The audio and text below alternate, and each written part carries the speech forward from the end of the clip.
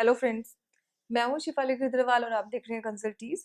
आज की वीडियो में हम लोग डिस्कस करेंगे एनुअल रिटर्न के बारे में। एनुअल रिटर्न जीएसटी के पोर्टल पे लाइव हो गई है और अभी भी अगर आप देखोगे तो इस रिटर्न के अंदर काफ़ी इश्यूज हैं। इसकी 31 दिसंबर लास्ट डेट थी पहले, और जो पुराने फॉर्मेट्स थे उन पे एक्चुअली काफ़ी सारी एरर्स थी जिसमें से कुछ अभी भी परसिस्ट करती हैं। तो अभी भी ये फॉर्मेट एकदम परफेक्ट नहीं है, बट स्टिल क्योंकि ये रिटर्न रिवाइज नहीं हो सकती, तो कुछ इंपॉर्टेंट चीज़ें जो मैं इसके लिए आपको बताऊंगी। तो आज मैं समराइज बताऊंगी, इसके बाद हम लोग डिटेल में इसके एक एक टेबल को भी डिस्कस करेंगे और उसका क्या इम्पैक्ट आएगा ये समझना बहुत ज़रूरी है। सबसे पहला सजेशन जो मैं आपको दूंगी, इस रिटर्न को फाइल करने में प्लीज़ जल्दी मत करें। बाकी रिटर्न्स फाइल करने में हमने जो भी गलतियां की, कुछ भी किया, पेनल्टी, लेट फीस माफ़ हो गई, सब ठीक था, लेकिन इस रिटर्न को फाइल करने में जल्दी मत करें। ये उतनी सिंपल नहीं है जितनी आपको दिख रही है। और दूसरी चीज़ है कि इसकी जो मिस्टेक है आप उसको ठीक नहीं कर पाएंगे। तो इसलिए हम लोग इसको भी धीरे धीरे कवर करेंगे इन 2-3 सेट ऑफ वीडियोज़। साथ ही लेटेस्ट वीडियोज़ के लिंक अपनी ईमेल पे पाने के लिए आप हमारे चैनल को सब्सक्राइब कीजिए, और साथ ही आपको जो बेल आइकन होता है उसको आपको प्रेस करना होता है, तो उससे आपको जो लेटेस्ट वीडियोस हैं उसके अपडेट मिलते हैं। तो अब चलते हैं एनुअल रिटर्न पे। तो मैंने जैसे कि आपको बोला कि इस पे सबसे पहले तो आपको क्या करना है, इसको बहुत जल्दी नहीं करना फाइल करने का, और इसको अच्छे से समझ के तब फाइल करना है। अलग अलग बहुत सारी टेबल्स दी हुई है एनुअल रिटर्न के अंदर, और एक जो अच्छी चीज़ दी है वो ये दी है कि आप GSTR 1 की समरी और GSTR 3B की जो समरी है उसको डाउनलोड कर सकते हैं। बट ध्यान रखिए, GSTR 1 और GSTR 3B की जो आप समरी डाउनलोड करोगे वो समरी आप सिर्फ यूज करोगे एज ए इंडिकेटिव फिगर, तो उससे आपको ये पता चलेगा कि अच्छा, पोर्टल के पास जो मेरा हिसाब किताब है, मेरा रिकॉर्ड है एज पर माई रिटर्न, वो ये है जो समरी उसने मुझे डाउनलोड कराई। लेकिन एनुअल रिटर्न में आपको GSTR 1 या GSTR 3B का डेटा फाइल नहीं करना है। क्यों? आपको अगर पुराने फॉर्मेट याद होगे तो पुराने फॉर्मेट की लैंग्वेज में और इस लैंग्वेज में जो अभी एनुअल रिटर्न का है, दैट इज बीन चेंज्ड। तो उसमें क्या चेंजेस आए हैं वो एक बार मैं आपको पूरे गो थ्रू कराऊंगी यहाँ पे। ये आपकी टेबल नंबर 4 है। पहले मैं आपको टेबल्स पे गो थ्रू करा रही हूँ, थोड़ा सा फास्ट कराऊंगी। सबसे पहले टेबल नंबर 4 है। टेबल नंबर 4 का मतलब क्या है? टेबल नंबर 4 का मतलब ये है कि वो सारी की सारी चीजें जिन पे कि मुझे टैक्स पे करना था, चाहे वो मेरी सप्लाई हो या ना हो, चाहे वो मेरी इनवर्ट सप्लाई हो, चाहे वो मेरा एडवांस हो। ध्यान रखना, टेबल नंबर 4 सेल्स की टेबल नहीं है। सेल्स इसका एक बहुत छोटा सा हिस्सा है। टेबल नंबर 4 में मुझे हर वो अमाउंट लिखनी है जिसपे मुझे टैक्स पे करना था। अच्छा, मुझे टैक्स किस पे करना पड़ता है? क्या सिर्फ सेल्स पे करना पड़ता है? नो। मुझे किस पे करना पड़ता है? जितने मेरी आउटवर्ड सप्लाई है उन सब पे करना पड़ता है। जितने मेरे आरसीएम है, यानी कि वो चीजें जिनपे की रिवर्स चार्ज एप्लीकेबल होता था, जैसे आप में से जितने लोग ट्रेडर्स है, आप लोग फ्रेट पे आरसीएम पे करते हो, उस पे भी आप टैक्स पे करते हो, तो वो भी कहाँ आएगा? टेबल नंबर 4 के अंदर आएगा। फिर आप लोग एडवांस पे भी टैक्स पे करते हो। ध्यान रखना, आपकी बुक्स ऑफ अकाउंट्स और फाइनेंशियल्स के हिसाब से एडवांस आपकी सेल नहीं होता, लेकिन सर्विसेज के केस में अगर आपने एडवांस रिसीव कर रखा है तो उस पर भी आप टैक्स पे करते हो। तो वो भी मुझे कहाँ पे दिखाना है? टेबल नंबर 4 के अंदर दिखाना है। तो इंक्लूडिंग एडवांसेज एंड आरसीएम मेरी टेबल नंबर 4 आएगी, राइट। फिर टेबल नंबर 5, टेबल नंबर 5 में मुझे दिखाना है details of outward supplies made during the financial year on which tax is not payable. Conceptual clarity के लिए मैं आपको ये बता रही हूँ, ये मत समझना कि ये एग्जाम सप्लाई की टेबल है। अगर मैं टेबल नंबर 5 को बोल दूं अच्छी एग्जाम सप्लाई की है, गलत, बिल्कुल गलत। टेबल नंबर 5 में आपको हर वो सप्लाई लिखनी है जिसपे आपको टैक्स पे नहीं करना था। मुझे किस चीज पे टैक्स पे नहीं करना पड़ता? क्या सिर्फ एग्जाम सप्लाई पे नहीं करना पड़ता? नो। मुझे टैक्स किस चीज पे नहीं पे करना पड़ता अपार्ट फ्रॉम एग्जाम सप्लाई? अगर मैं एक्सपोर्ट करती हूँ ऑन एलयूटी तो मुझे उस पर भी टैक्स पे नहीं करना पड़ता, तो वो भी कहाँ पे आएगा? टेबल नंबर 5 के अंदर आएगा। तो आप जब GSTR 1 या 3B में से अपना डेटा यहाँ पे सेग्रीगेट करके लगा रहे होंगे इन टेबल्स के अंदर, तो ये ध्यान रखना कि वो ऐसा नहीं है कि पहले टैक्सेबल सप्लाई की है दूसरी एग्जाम सप्लाई की है, ऐसा नहीं है, राइट। अब जो मेरी टेबल नंबर 5 थी तो मैंने क्या आ गया, यानी कि उसके अंदर एक्सपोर्ट आ गया जो मैंने एलयूटी पे किया है। अच्छा, अब एलयूटी वाला एक्सपोर्ट अगर 5 के अंदर आया है तो जिस एक्सपोर्ट में मैं टैक्स पे करके उसका रिफंड क्लेम करती हूँ वो एक्सपोर्ट मेरा कहाँ पे आएगा? टेबल नंबर 4 के अंदर, क्योंकि मैंने टेबल नंबर 4 क्या बताया, यानी कि हर वो चीज जिसपे मुझे टैक्स पे करना था, चाहे मैंने रिफंड ही क्यों ना ले लिया हो, लेकिन टैक्स पे किया ना, तो 4 के अंदर आएगा। ठीक है जी। अब टेबल नंबर 5 पे दोबारा आ जाती हूँ। उसके अलावा एग्जाम सप्लाई होगी सर, एक्सपोर्ट अंडर एलयूटी हो गया। इसके अलावा ऐसी कौन सी चीज होती है जिसपे मुझे टैक्स पे नहीं करना पड़ता? 2 मिनट सोच सकते हैं। इसके अलावा जो मेरी थर्ड चीज होती है जिसपे मुझे टैक्स नहीं पे करना होता, वो मेरी होती है वो सप्लाई जो कि आरसीएम में कवर्ड थी, तो उसके रिसिपिएंट ने टैक्स पे कर दिया। राइट। तो एक सर्कुलर के थ्रू सीबीआईसी ने क्लैरिफाई भी किया था कि सर जहाँ पे आपकी 100% सप्लाई आरसीएम में कवर्ड है और उस पर रिसिपिएंट टैक्स पे कर रहा है तो आपको उस पर टैक्स पे करने की जरूरत नहीं है। और क्या हम करते हैं? नहीं करते। जैसे जितने लोग जीटीए हैं, जीटीए का टैक्स कौन पे करता है? रिसिपिएंट पे करता है। तो क्या जीटीए उस पर टैक्स पे करता है? बिल्कुल नहीं करता है। राइट। तो अगर आप जीटीए हैं तो फिर आपके लिए वो सप्लाई जिसपे आरसीएम में टैक्स पे किया है किसी और ने, वो कहाँ पे आएगी? टेबल नंबर 5 के अंदर। Next, table number 6। Table number 6 है इनपुट टैक्स क्रेडिट जो मैंने अवेल किए during the financial year. Right. तो जो मैंने आईटीसी अवेल किए फाइनेंशियल ईयर के साथ साथ में जितने भी, वो मेरे सारे के सारे आएंगे टेबल नंबर 6 में। ऑटो पॉपुलेट होकर डेटा भी आने लग गया है। राइट। तो ऑटो पॉपुलेट होकर आप क्लिक करेंगे तो देखेंगे अंदर इसमें आपका डेटा भी आ रहा है। और वो डेटा आ कहाँ से रहा है? जो आपने 3B फाइल किया है वहीं से आ रहा है डेटा। तो आपने जो आईटीसी 3B में लिख के क्लेम किया वो यहाँ पे आ जाएगा। अच्छा, एक चीज मैं आपको क्लियर कर दूं, ये जो डेटा आ रहा है इसको आप मॉडिफाई कर सकते हो, लेकिन अगर आप इसको ज्यादा मॉडिफाई करोगे, इसके अंदर ज्यादा फिगर चेंज करोगे तो क्या होगा?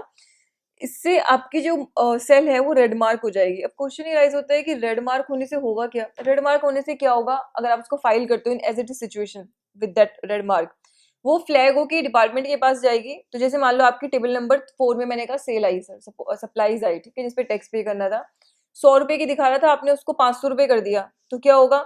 डिपार्टमेंट को फ्लैग होगा, डिपार्टमेंट आपको बुला के पूछेगा, या तो आपको नोटिस भेजेगा या फिर आपको पूछेगा कि सर आपने 500 रुपए की सप्लाई की थी तो आपने 100 रुपए की क्यों दिखाई? 400 रुपए भी टैक्स पे करो। राइट। तो इसलिए इसको फिल करते हुए ध्यान रखना, जहाँ पे रेड मार्क आ रहे हैं तो उनके एक बार रिकंसिडर करना कि कहीं आप कोई गलत डेटा तो फीड नहीं कर रहे हैं। Right. Next, details of ITC reverse and ineligible ITC. आपने कोई इनपुट टैक्स क्रेडिट अगर रिवर्स किया है या कोई आपका इनएलिजिबल आईटीसी है तो वो आपको यहाँ पे फिल करना है। अगर आपका कोई भी इनएलिजिबल आईटीसी है तो वो आपको यहाँ पे फिल करना है। अच्छा, इसके अंदर ध्यान रखना कि आपने जो 17.5 वाला आईटीसी है वो भी मुझे यहाँ पे बताना है।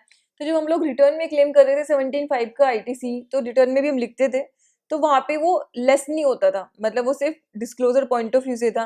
बट यहाँ पे उन्होंने फॉर्मूले में उसको लेस भी कर रखा था, तो उसको फिल करते हुए ध्यान रखना कि कहीं ऐसा ना हो कि आपका वो 2 बार लेस हो जाए। अच्छा, अब ये एक और क्वेश्चन राइज होता है, मैंने इसमें कुछ गलत कर दिया तो सर उसका कुछ फर्क पड़ता है क्या? बहुत फर्क पड़ेगा। एक तो इसी का डेटा उठ के आपकी ऑडिट रिपोर्ट में जाना है 9C में, एक तो ये फर्क पड़ेगा क्योंकि 9C का डेटा यहाँ से ऑटो पॉपुलेट होके आ रहा है, फिर आप उसको चेंज नहीं कर पाओगे। तो यहाँ पे कुछ गलत फील कर दिया तो वहां पे भी होगा। अच्छा, वहां पे वो डेटा कंपेयर होगा आपके फाइनेंशियल से, तो अगर गलत डेटा फीड हो गया फाइनेंशियल से कंपेयर होगा तो वहां पे आप पे आउटपुट टैक्स लाइबिलिटी भी आ सकती है इसकी वजह से। इसलिए केयरफुल करना है। देखिए 3B और 1 हमने बहुत गलत फाइल की और फिर भी हम लोग काफी हद तक बचे, प्रॉब्लम में भी आई लेकिन बच भी गए। लेकिन यहाँ पे हमारे लिए ज्यादा मुश्किल हो जाएगा क्योंकि इसके रिवीजन की कोई अभी तक एप्लीकेबिलिटी नहीं है, पॉसिबिलिटी नहीं है। देन जितना भी डेटा मैं यहाँ पे फीड कर रही हूँ, ये जितना भी डेटा मैं यहाँ पे चेक कर रही हूँ जो ऑटो पॉपुलेटेड है, वो भी ये ध्यान रखिए पूरा का पूरा डेटा बिलोंग करता है 1 जुलाई 2017 से लेके 31 मार्च 2018 तक के पीरियड को। अब हम सब लोगों ने क्या किया है? हम सब लोगों ने जो हमारे टैक्स छूट गया था, कभी सेल छूट गई थी, कभी परचेज छूट गई थी, है ना, आईटीसी छूट जाता था कई बार, तो वो पूरा का पूरा हम क्या करते थे? अगले महीनों की 3B में लिख लिख के लेते रहे लेते रहे लेते रहे। और वो जो टाइम लिमिट थी लेने की, वैसे सितंबर की रिटर्न थी लेकिन उसको बढ़ा के सीबीआईसी ने अभी 31 मार्च तक कर दिया है। अगर ये मैंने आपको एक दूसरी वीडियो में भी क्लियर किया था, अगर आपका कुछ पेंडिंग है तो प्लीज अभी एनुअल रिटर्न फाइल मत करना, पहले 31 मार्च तक उसको ले लो। रिटर्न के अंदर लिखी 31 मार्च की भी रिटर्न फाइल करने की डेट है, तो उसकी जो आप लास्ट रिटर्न फाइल करोगे भी 31 मार्च की, वहां पे उसको ठीक कर लो। ठीक करने के बाद इसमें जो ऑटो पॉपुलेट हो रहा है डेटा, ये दोबारा से भी ऑटो पॉपुलेट होगा, ये रियल टाइम बेसिस पे नहीं है। तो फिर यहाँ पे जब वो आपका सही वाला डेटा ऑटो पॉपुलेट हो जाए तब अपनी एनुअल रिटर्न भरना है। इसलिए मैंने आपको पहले भी बोला कि जल्दी मत करो एनुअल रिटर्न भरने के लिए, उसको बिना डिटेल में समझे हुए प्लीज उसको भरने की आप जल्दी मत करें। फिर इसकी टेबल नंबर 10, 11, 12 एंड 13 है जिनको उन्होंने इकट्ठे एक जगह पे मर्ज कर दिया है। इन टेबल में आपने वो फिगर लिखनी है जो आपने बाद में लिख के ली 3B में। ध्यान रखना 3B में मैंने कौन से महीने की सप्लाई और कौन से महीने का आईटीसी जोड़ के लिया है, ये मैंने आज तक ब्रेकअप नहीं दिया।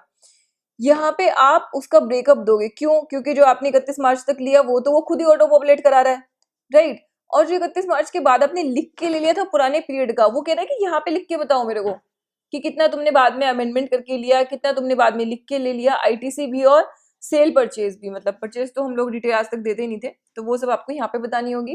Then differential tax paid on account of declaration in table number 10 and 11, तो इसकी वजह से अगर कोई डिफरेंशियल टैक्स आपने पे किया है तो वो भी आपको यहाँ पे बताना है। Then particulars of demand and refund अगर कोई है तो वो आपको देनी है। रिटर्न भरने से पहले ना इसकी पूरी की पूरी वर्किंग आपको एक्सेल में बनानी पड़ेगी, आई एम टेलिंग यू। और इसका एक और रीजन है, वो मैं आपको बताऊंगी क्यों। जो पुराना फॉर्मेट था ना रिटर्न का, वहां पे लिखा था data is declared in returns filed during the previous year, right. तो कुछ ग्रामेटिकल मिस्टेक भी थी, मतलब फॉर द प्रीवियस ईयर होना चाहिए था, वो उन्होंने ठीक कर दिया। यहाँ पे जो उन्होंने डेटा आपको रिपोर्ट करने के लिए बोला है, मैं आपको टेबल नंबर 4 ही खोल के दिखा रही हूँ सबसे पहले। यहाँ पे अब उन्होंने वो returns filed for the previous year वो नहीं लिखा हुआ, उन्होंने लिखा details of advance inward and outward supplies made during the financial year on which tax is payable.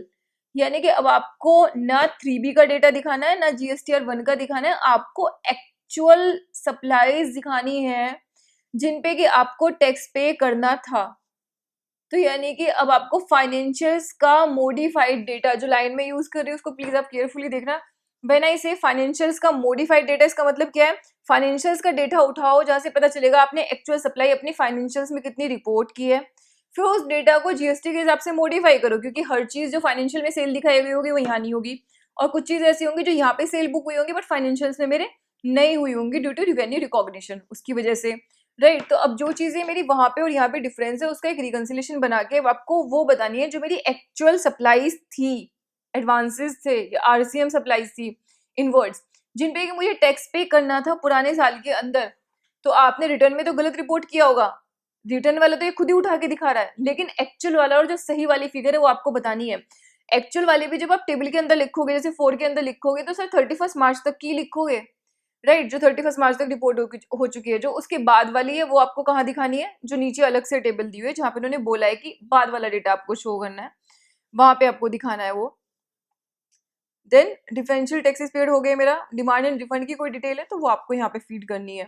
Demands बहुत ही कॉम्प्लिकेटेड रही जीएसटी में, मतलब डिमांड इशू हो जाती थी लेकिन पेनल्टीज लगती थी, बट फॉर्मेट उसका कोई ठीक से था नहीं अभी तक, तो वो प्रॉब्लम हम लोग फेस कर रहे थे। तो आपके पास अगर है कोई डेटा ऐसा तो वो आपको यहाँ पे फीड करना है। Supplies received from composition taxpayer deemed supply by job worker and goods sent on approval basis। ये सर है क्या, पहले एक एक टेबल को आप समझ लो है क्या ये। कंपोजिशन टेक्सटाइल पर्सन से कोई सप्लाई आपकी रिसीव हुई, या फिर आपकी कोई डीम सप्लाई बन गई बाय जॉब वर्कर। अब जॉब वर्कर से डीम सप्लाई क्या होती है, आप जब जॉब वर्कर को कुछ गुड्स बेचते हो तो एक टाइम लिमिट होती है कि आपको इतने टाइम में उसको वापस मंगाना होगा, और आप नहीं मंगाते तो उसको कहता है प्रोविजन हमारे लॉ का, बैक डेट से वो उसको सप्लाई मान लेंगे। तो अगर आपकी टाइम लिमिट ऐसे खत्म हो गई और वो बैक डेट से सप्लाई हो गई तो वो सप्लाई आपको रिपोर्ट करनी है यहाँ पे। ध्यान रखिए ITC 04 हमारा फाइल होता है जॉब वर्कर के लिए, और उसकी लास्ट डेट अभी 31 मार्च तक बढ़ा रखी है उन्होंने सारी रिटर्न्स की, क्योंकि ITC 04 ऑनलाइन बहुत इश्यूज थे, उसमें फॉर्मेट बिल्कुल भी ठीक नहीं था, तो आधे लोग उसको फाइल कर ही नहीं पा रहे थे, इतनी कॉम्प्लेक्स रिटर्न थी वो। तो उन्होंने फॉर्मेट कुछ उसका चेंज किया, उसको ठीक करने की कोशिश कर रहे हैं।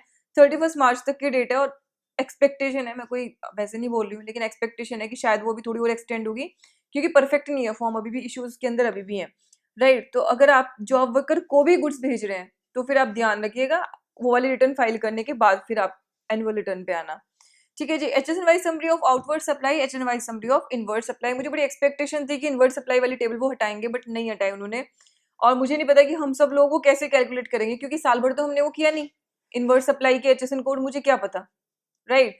बट अब लिखा है लॉ में तो हमें वो भी कंपाइल करना पड़ेगा, ऑल्दो इसका कोई फाइनेंशियल इंप्लीकेशन डायरेक्टली दिखाई नहीं दे रहा। देखो दो तरह की गलतियां होती हैं, एक गलती वो होती है कि जहां पे मैंने नंबर्स में गलती कर दी तो उसकी वजह से ना टैक्स पेबल खड़ा हो गया, अब उसकी वजह से इंटरेस्ट भी खड़ा हो गया और उसकी वजह से पेनल्टी भी खड़ी हो सकती है। एक वो गलती होती है कि जिसकी वजह से भाई कोई नंबर्स पे फर्क नहीं पड़ा, राइट, तो कोई टैक्स पेबल खड़ा नहीं होगा, इंटरेस्ट भी खड़ा नहीं होगा, पेनल्टी हो भी सकती है नहीं भी हो सकती, that depends on the department कि वो उसको क्या फ्रॉडलेंट मानता है कि नहीं मानता, जरूरी नहीं है, जनरल पेनल्टी लग भी सकती है कुछ केसेस में, राइट। तो ये वो वाली गलती है कि जिसकी वजह से आपको डायरेक्टली कोई फाइनेंशियल इंप्लीकेशन नहीं आ रहा, मतलब नंबर्स पे फर्क नहीं पड़ेगा, तो वहां पे हम थोड़े से रिलैक्स हो जाते हैं, थोड़े से कि चलो ठीक है इसका कोई डायरेक्टली पेनल्टी नहीं लगने वाली। तो ये मैंने आपको एक समरी बताई है इन सारी की सारी टेबल्स की, इसकी एक एक टेबल इंपॉर्टेंट है, तो आने वाली वीडियोस में आपको एक एक टेबल खोल के एक्सप्लेन करूंगी, क्योंकि यहाँ का गलत डेटा आपको प्रॉब्लम में ला सकता है, लिटरली प्रॉब्लम में ला सकता है, राइट। तो ये हमारे एनुअल रिटर्न की एक समरी शीट थी। अगर आपका बहुत छोटा सा बिजनेस है, मतलब आपकी बहुत छोटी छोटी सी अमाउंट है, तो आप इसको अभी फाइल भी कर सकते हो, लेकिन फाइल भी अभी कंप्लीटली हो नहीं पा रही है, मतलब मैंने एक दो लोगों ही से अभी इतना सुना है जिन्होंने कोई छोटे मोटे क्लाइंट की फाइल की हो, तो इसलिए मैं आपको फिर से बोलूंगी जल्दी नहीं करना, आराम से समझ के फाइल करना है इसको, हमारे पास टाइम है अभी। So with this short update I am closing this video.